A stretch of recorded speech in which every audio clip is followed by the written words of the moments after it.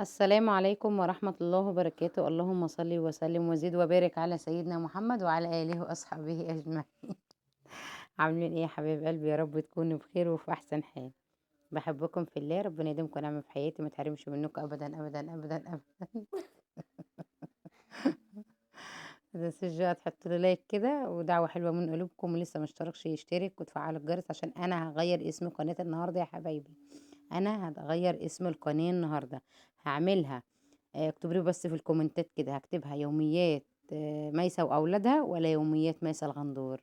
هما الاتنين دول، يوميات ميسة واولادها ولا يوميات ميسة الغندور، بس كده.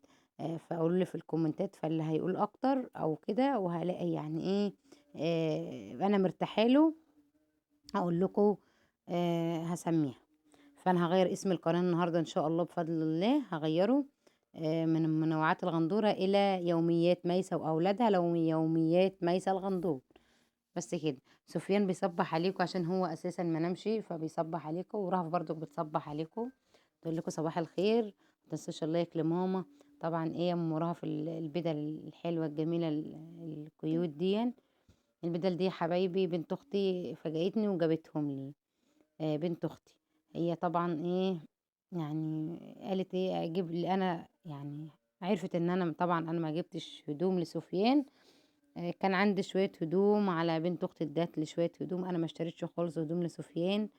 وطبعا ريان مبسوط بيهم، يا ريان مبسوط بالبدل بتاعت اخوه. هما بدل مش غاليين قوي يا حبايبي، بس ايه جبر خواطر، يعني حبت تكبر بخاطري فجابت لي البدلتين دول. ماشي، انا ما اشتريتش لسفيان، انا ما بحبش اشتري للطفل الصغير غير مثلا داخلي حاجات من دي.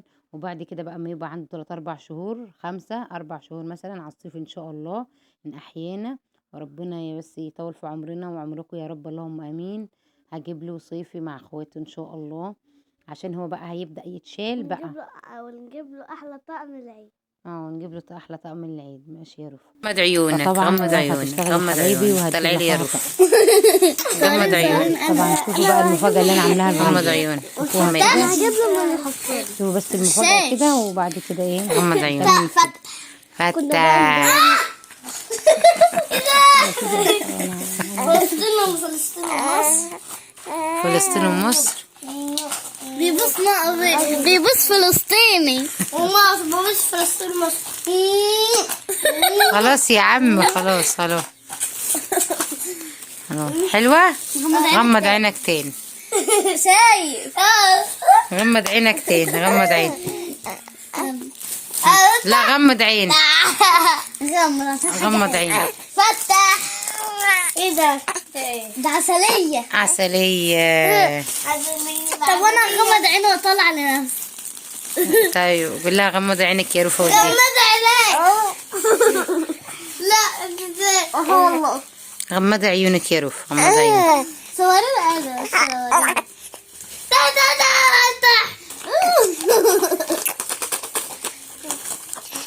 مكسرات. لا ده صوابع كده فيها شوكولاتة. كريمة. غمض عينيك، غمض عيونك، غمض عيونك. عسلية. متكسرة يعني. لو جبت عسلية وشوكولاتة وقلت على دي شوكولاتة بروح عسلية وشوكولاتة. بنت ماتيلا وحلويات. لا مش في شكرا يا ماما. شكرا يا ماما. شكرا يا ماما. بلاش انا اوديك فلوس من الحصال. ما هي دي الحصالة. عارفة الحصالة ده هتجيب ايه ولا ايه؟ والله ما هجيب انا هجيب 100 جنيه بس. انا هفتحها كده، هفتحها قدام الكاميرا. لا مش تفتحيه كلها. هو انا افتحها اوري الكاميرا. ايه ده؟ ايه ده يا جماعة؟ ايه يا سفسوف؟ ايه ده؟ وريني الفتحة بتاعته يا جماعة. اهي. صوابع دي صوابع. حلوة حلوة حلوة طعمة حلوة. خلاص يا اخوي. حلوة طعمة حلوة. بص كنت صدق استنى. بس عشان اخوك خلصي يا راه.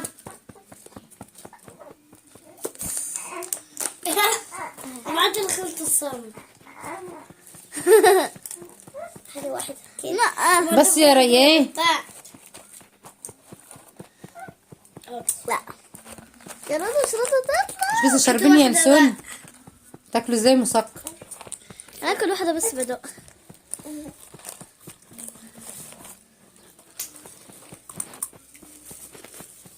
واحدة كده ورا دي. حلوة جميلة صح؟ عندك واحدة كمان كده، عندك واحدة كمان كده.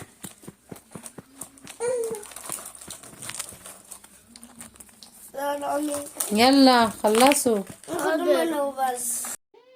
طبعا يا حبايبي ده بقى ايه المقطع اللي انتوا شفتوه قبل ده. كنت في السوق جايبه للريان الحاجات دي هو ورهف. وطبعا بصوا حاجه لو حاجه بسيطه بتفرح الولاد. طبعا ريان بيفرح قوي بالحاجات دي. ولازم يوم السوق ده اجيب له تسالي، اجيب له حاجات كده يعني. فهو رهف كمان. انت كمان تفرحي وتتبسطي بالحاجات دي. طبعا شوفي يا روفا الجرس، شوفي الجرس واسكتي. طبعا في اليوم ده انا كنت بفطر انا ورهف. وكنت بقى ايه عايزه اعمل لهم اكل كده، محتاره على الاكل. وبعدين كده يا حبيبي دخلت على المطبخ، قلت ايه محتاره على الاكل، عايزه اعمل اكله كده او اطبخ يعني. محتاره كده يعني. فقلت ايه اعمل ايه يا بنت ام رهف؟ هاتي ايه طلع فرخيه. كان عندي فرخه في الفريزر، طلعتها كده وغسلتها كويس يا حبايبي. طبعا انا يعني بصوا هي بتبقى منقوعه ومغسوله، بس انا يعني ايه بغسلها تاني بدقيق وليمون وملح.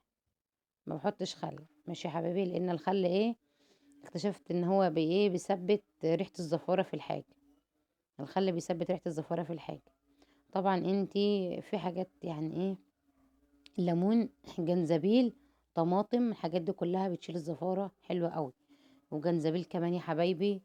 والايه بيشيل الزفاره. والطماطم كمان ما بتجيب حبايه طماطم كده وايه وتهرسها في الحاجه كده، تعملها بايديكي كده في الحاجه بتشيل الزفاره جدا جدا جدا. طبعا ايه عدت عليها. ها فالمهم كده يا حبايبي قلت ايه طب قول له خالته مرافعة هتضربها. فالمهم قول له ماما هتضربها، هتيجي تضربها، هتيجي تديك حقن، هتديك حقن.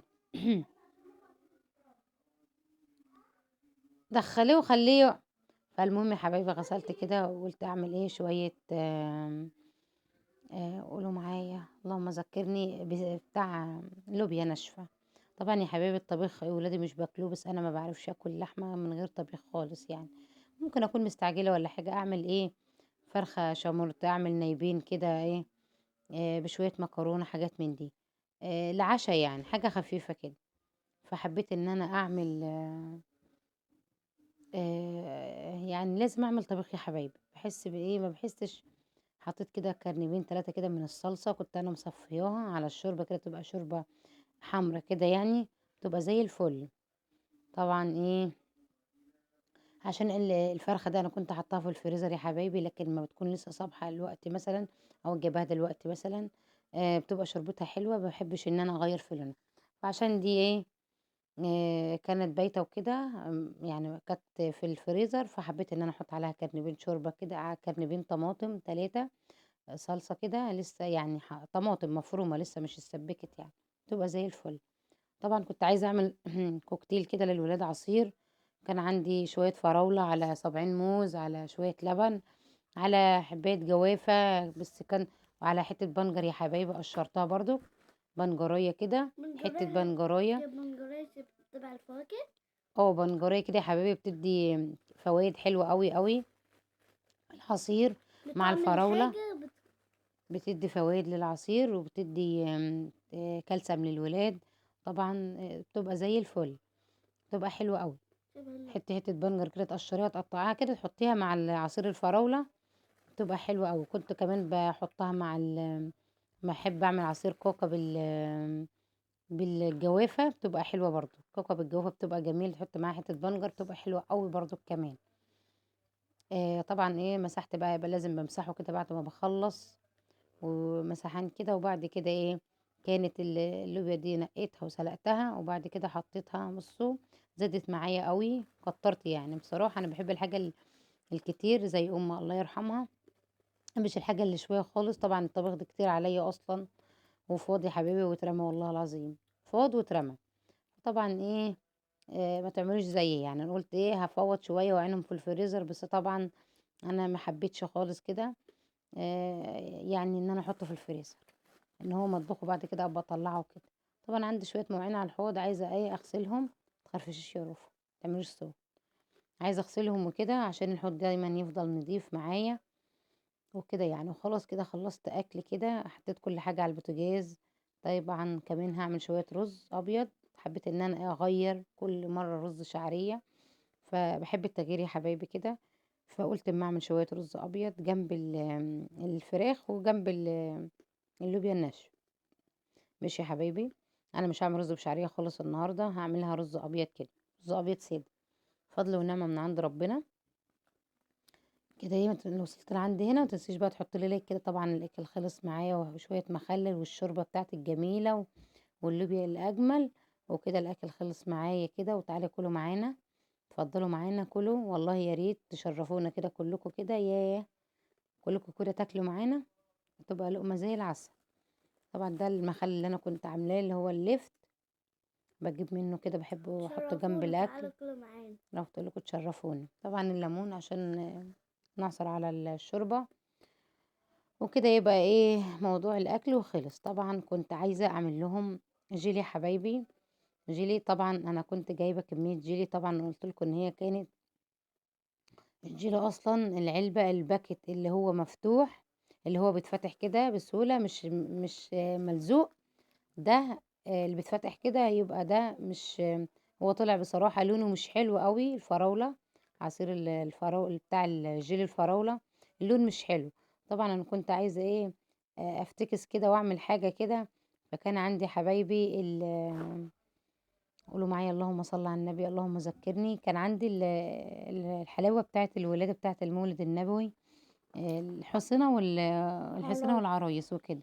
فقلت حبيت ان انا اعمل بها الجيلي. طبعا السكر غالي وكده، هي حلوة مش وحشة. هي طبعا الولاد بتاكلها، مش ان احنا هنقول لا، مش هينفع ان تتعمل بيها، لا. انا حطيتها كده في المية وبعد كده فكت زي ما انتوا شايفين كده، وبعد كده حطيت عليها ايه الجيلي. كانت حلوة وزي العسل، وكان طعمها زي الفل، ما غيرتش اي طعم ولا عملت اي حاجة. طبعا هما الحاجة دي نظيفة، انا بجيبها نظيفة طبعا، بتبقى متكيسة العرايس والكلام ده. انا كان عندي شوية كنت ببيع منها يا حبايبي، وبعد كده اللي فاض عندي وبتوع الولاد وكلام من ده كنت محافظة عليهم في الكيس، والولاد مش هتاكلها. فهو ده لون المية قبل ما احط الجيلي، يعني شايفين اللون الوردي ده، لون المية.